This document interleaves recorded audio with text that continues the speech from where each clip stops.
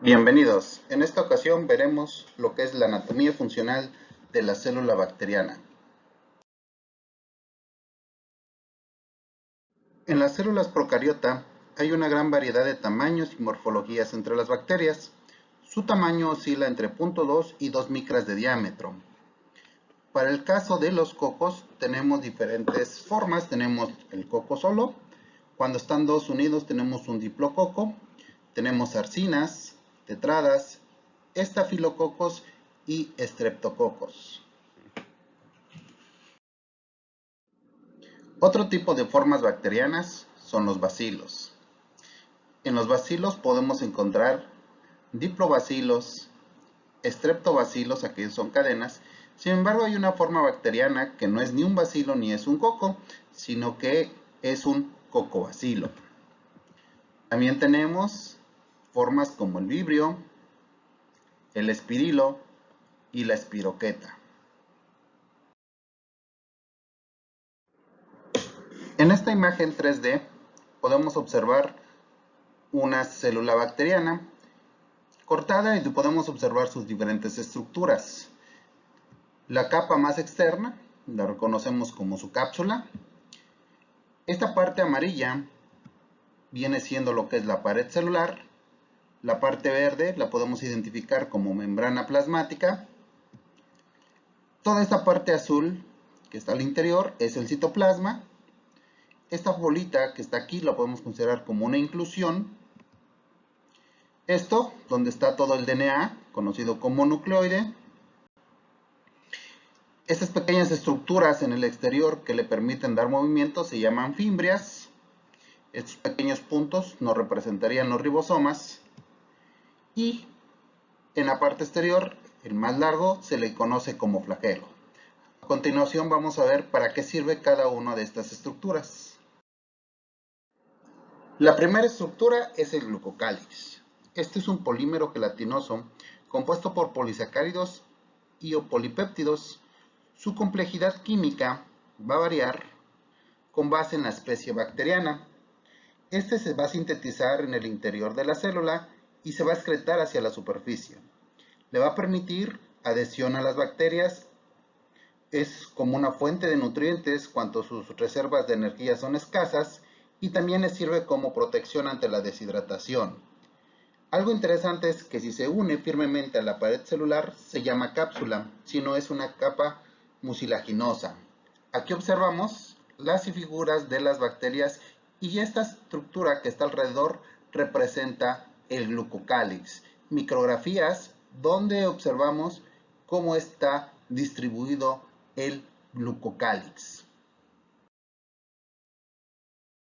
La cápsula es una estructura que utiliza la bacteria como un mecanismo de virulencia.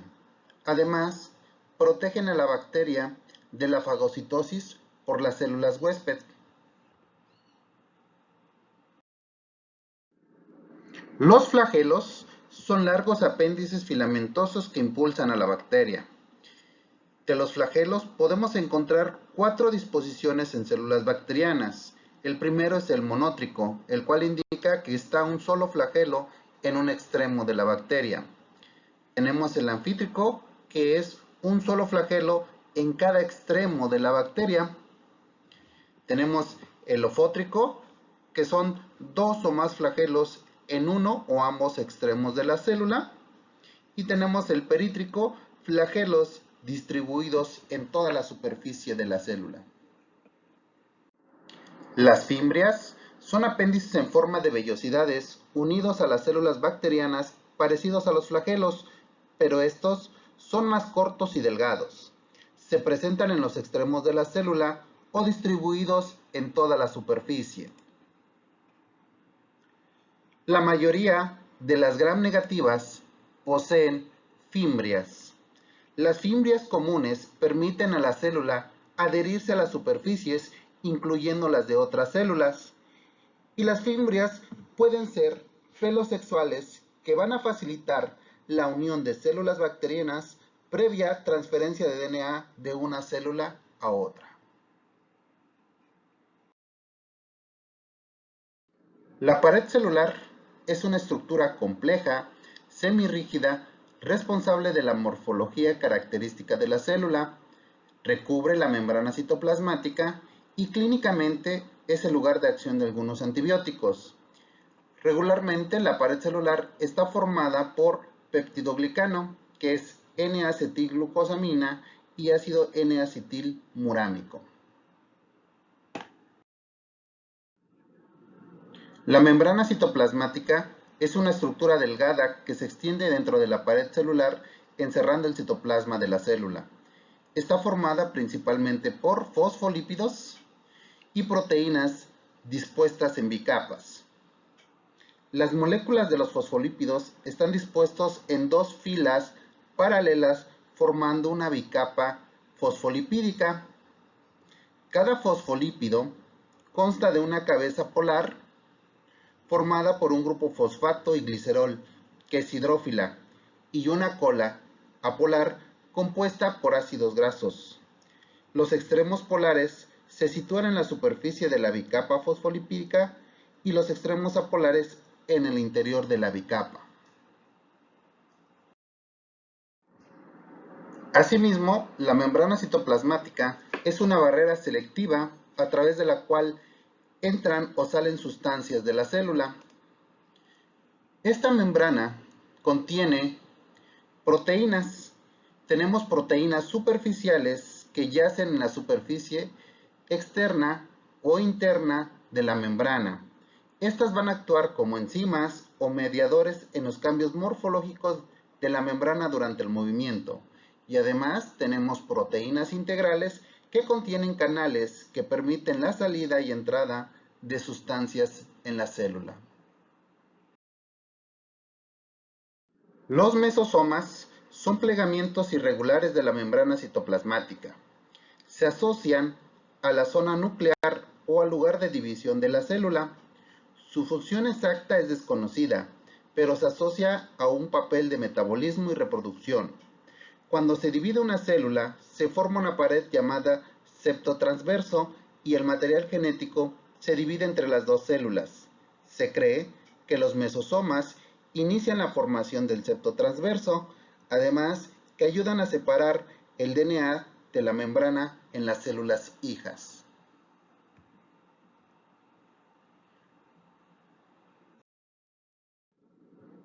El citoplasma es todo lo que hay en el interior de la membrana citoplasmática, formado por 80% de agua y contiene enzimas, azúcares, lípidos, iones inorgánicos y compuestos de bajo peso molecular. Este es espeso, semitransparente y elástico. Se halla DNA, ribosomas e inclusiones.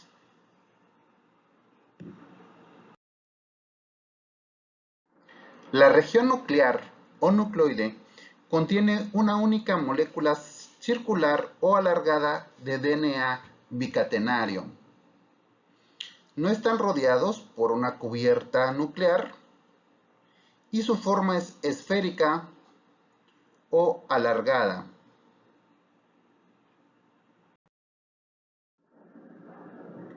Los plásmidos son elementos genéticos extracromosómicos sin conexión con el cromosoma bacteriano.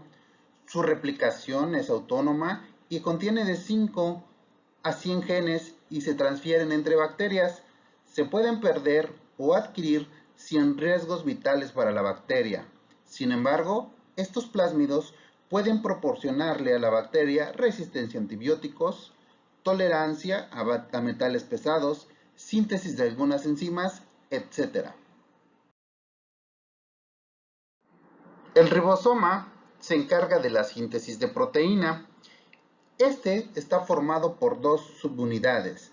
Cada una tiene proteínas y RNA ribosómico. Se nombran ribosomas 70S. Las unidades son 30S, que contiene una molécula de RNA ribosómico, y 50S, que contiene dos moléculas de RNA ribosómico. Algo interesante es que la streptomicina, neomicina y tetraciclinas inhiben síntesis de proteínas.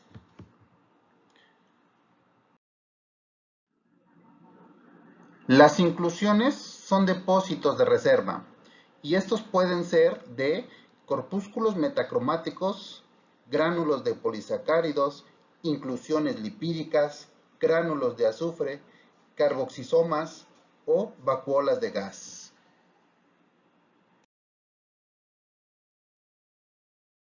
Cuando se agotan los nutrientes esenciales o agua, algunas bacterias gram positivas como Clostridium y Bacillus forman células especializadas en estado latente llamado endosporas.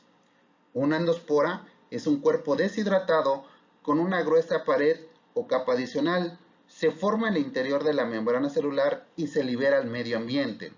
La localización de la endospora puede ser terminal, que se ubique en un extremo de la célula, subterminal, cerca del extremo de la célula, y central, en medio de una célula.